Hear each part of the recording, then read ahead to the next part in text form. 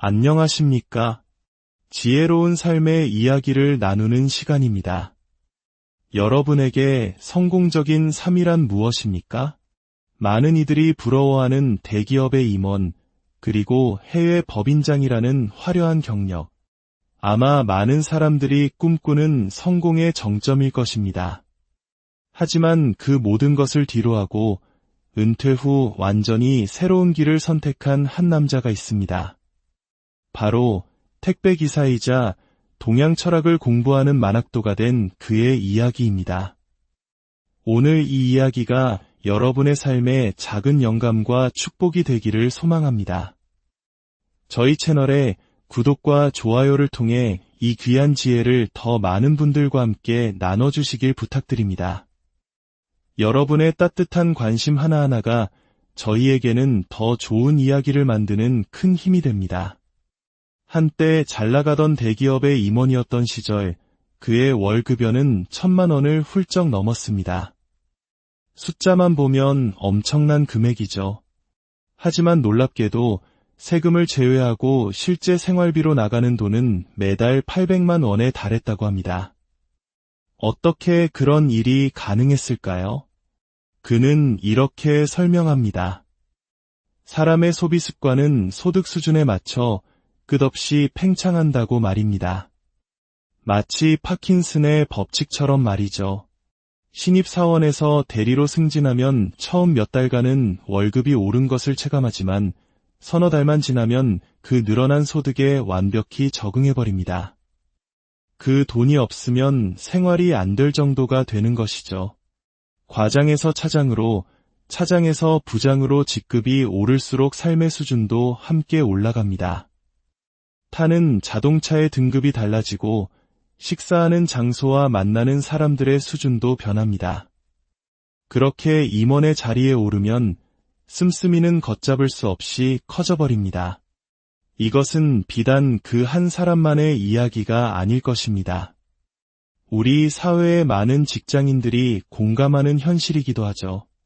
문제는 은퇴 이후입니다. 화려했던 시절의 소비 습관을 은퇴 후에도 유지할 수 있을까요? 대부분은 불가능합니다. 그는 27년간 몸담았던 한진해운이라는 큰 배에서 내려 인생의 항로를 완전히 새로 설정하기로 결심합니다. 물류업계에서 쌓아온 경력과 인맥을 이용해 더 편한 길을 갈 수도 있었을 것입니다. 하지만 그는 그 모든 연결고리를 스스로 끊어내기로 합니다. 후배들에게 아쉬운 소리를 하며 낡은 인연에 기대고 싶지 않았기 때문입니다. 그러기 위해서는 경제적 자립이 필수적이었습니다.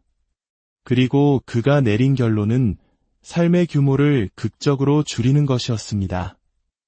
월 800만 원의 생활에서 월 300만 원의 생활로. 이것은 단순한 절약이 아니라 삶의 군더더기를 덜어내고 본질에 집중하기 위한 의식적인 선택이었습니다. 그와 그의 아내는 함께 머리를 맞대고 계산기를 두드렸습니다.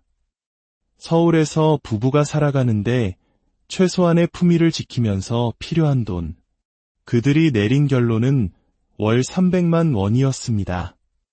물론 자가를 소유하고 있고 더 이상 자녀에게 큰 돈이 들어가지 않는다는 전제 하에서였죠. 만약 주택대출금이 남아있거나 골프나 해외여행 같은 취미를 즐긴다면 300만 원으로는 어림도 없을 것입니다. 그는 과감한 결단을 내립니다.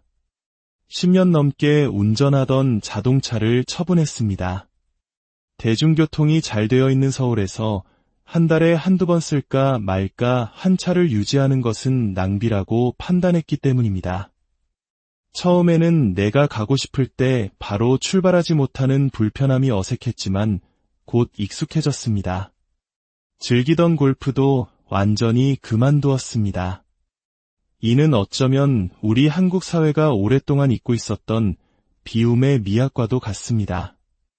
더 많이 소유하는 것이 성공이라 여겨지는 시대에 그는 스스로를 낮추고 비워냄으로써 진정한 자유를 찾고자 했습니다. 하지만 은퇴 직후부터 국민연금이 나오기까지는 몇 년의 소득 공백 기간, 즉 크레바스가 존재합니다. 그는 이 기간을 메우고 동시에 오랜 꿈이었던 동양 철학 공부를 하기 위한 방법을 찾아야 했습니다. 그의 선택은 바로 택배 일이었습니다. 낮에는 공부하고 밤에는 일하는 주경야독의 삶. 그는 코로나 시기, 비대면 강의가 활성화된 디지털 대학교의 동양철학과에 신입생으로 입학했습니다. 편입이 아닌 1학년부터 시작한 것은 기초부터 단단히 다지고 싶다는 지도, 교수의 조언을 따랐기 때문입니다. 택배 일은 고되었지만 그에게 예상치 못한 큰 선물을 안겨주었습니다. 첫째는 건강이었습니다. 오후 4시부터 저녁 11시까지 하루 평균 17,000보를 걸었습니다. 은퇴 후 많은 이들이 갑작스러운 생활 패턴의 변화로 체중이 늘고 건강을 잃는 것과 달리 그는 오히려 과체중 문제를 자연스레 해결하고 근력을 키웠습니다. 6년간 호흡하듯이 규칙적으로 몸을 움직인 결과 그의 몸은 가장 건강한 상태를 되찾았습니다. 둘째는 규칙적인 삶이었습니다.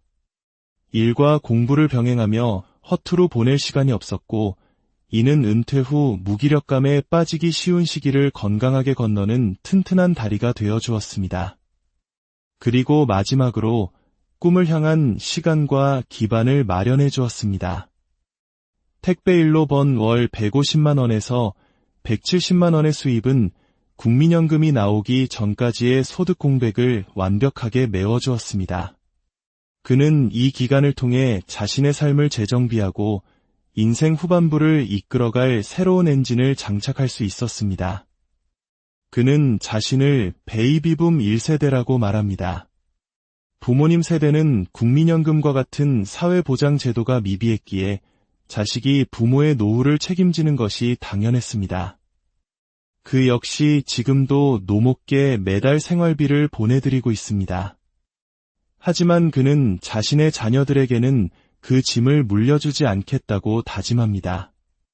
부모를 부양하는 마지막 세대이자 자식에게는 경제적으로 독립하는 첫 세대가 되겠다는 것. 이것이 바로 그가 치열하게 자신의 노후를 준비하고 삶의 방식을 바꾼 또 하나의 중요한 이유입니다. 6년간의 택배 기사 생활을 마치고 그는 이제 국민연금과 개인연금, 그리고 아내의 강연 수입 등을 합쳐 월 300만 원의 고정적인 수입 기반 위에서 자신이 꿈꾸던 삶을 살고 있습니다. 오전에는 8,000보에서 9,000보를 걸으며 건강을 유지하고 남는 시간에는 그토록 원했던 철학 공부에 매진합니다. 그는 말합니다. 60대 중반에서 70대 초반까지의 지금 이 시간이 자신에게는 황금기라고 말입니다. 더 나이가 들기 전에 평소에 꿈꿨던 것들을 실행에 옮겨야 한다는 생각. 그의 이야기는 우리에게 깊은 울림을 줍니다. 은퇴 후의 삶은 그저 남은 인생이 아니라 내가 직접 설계하고 능동적으로 만들어가는 두 번째 인생이 될 수 있다는 것을 말입니다. 월 800만 원을 쓰던 대기업 임원의 삶과 월 300만 원으로 살아가는 철학도의 삶. 여러분은 어떤 삶이 더 풍요롭다고 생각하십니까? 진정한 풍요로움은 통장 잔고의 숫자가 아니라 삶을 대하는 태도와 스스로에 대한 깊은 만족감에서 비롯되는 것일지도 모릅니다.